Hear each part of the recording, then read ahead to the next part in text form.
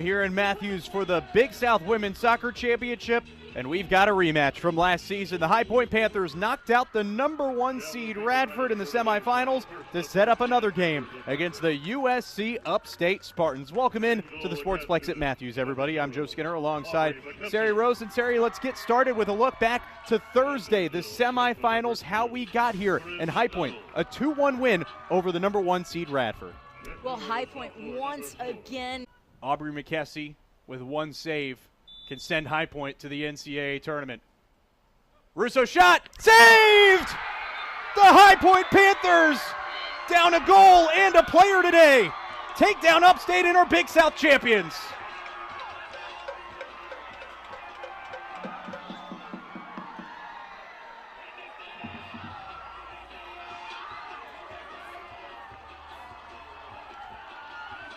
We could not have written a better fairy tale than we saw today. High Point.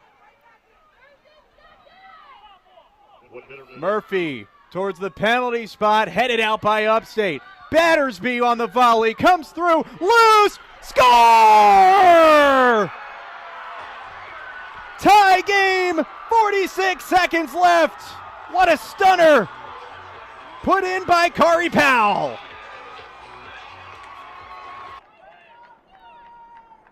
The Spartan title defense hangs in the balance. Paige Armstrong sends Upstate back to the title game.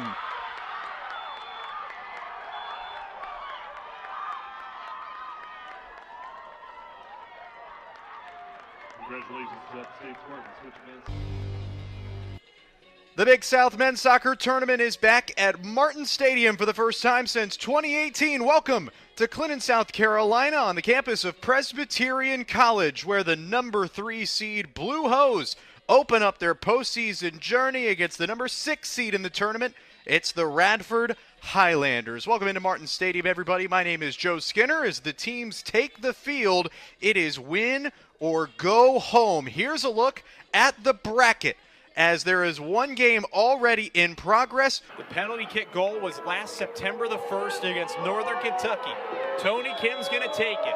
Worsland in the goal, and a tie game at 1 apiece in the second half.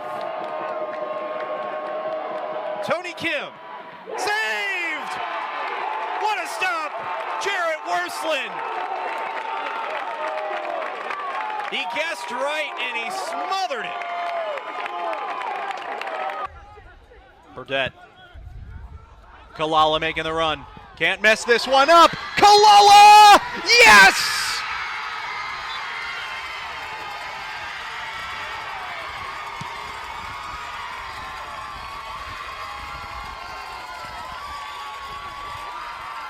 And he took a shot with 5.5 minutes to go. Presbyterian 2, Radford 1. Aaron gets it back, looks up, plays in Bergfors. Lucas Bergfors, cherry on top. 3 points coming Upstate's way. And Bergfors makes it 4-0.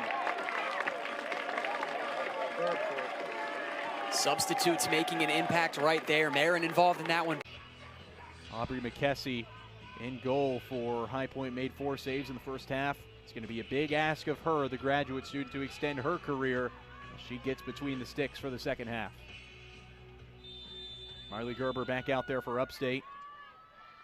Hasn't had to make a save just yet. No shots on goal out of the 2 for High Point.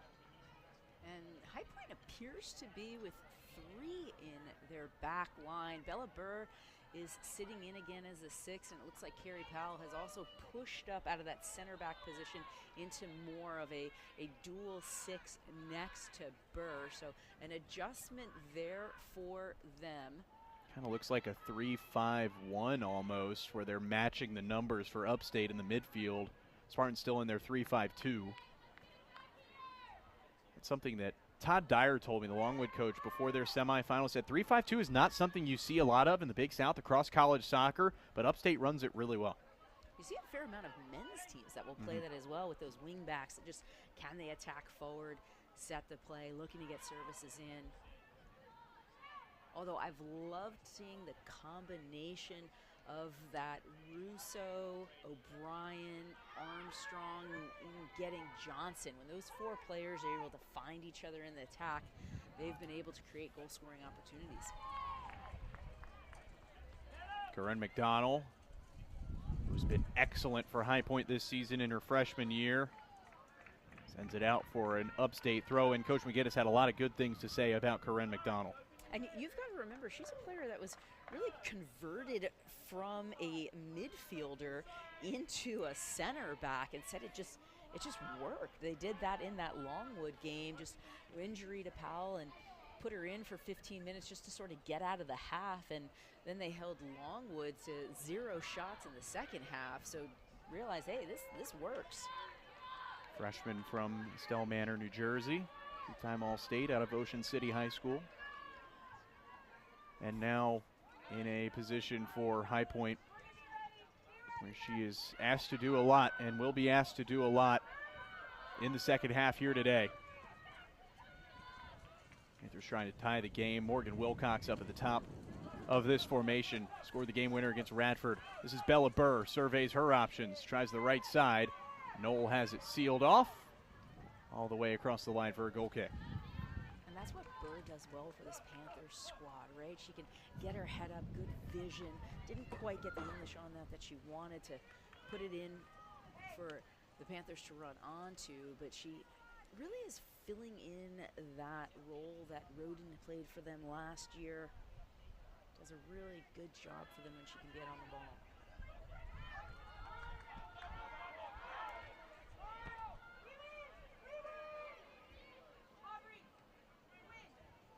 Gotta remember this High Point squad, they graduated Alex DePerny, who was a defensive player of the year, just tremendous for them. Hagu was the newcomer of the year last year, playing as a forward, but she's had to adjust and play more as a 10 for them, really dropping in, so a different role for her. They lost Tessa Carlin, another tremendous player for them. DeHaven, who was a bit of a 6 or an 8 for them, and so really having to rebuild this year, which is why it took them that many games to find the right combination, but have been fantastic since they settled in about 14 games into the season. Katarina Dantas, one of the real leaders of this Upstate team, able to play it to Tucola down the right side. Central pass for Hannah Johnson. Trying to run away from Saba Hagu.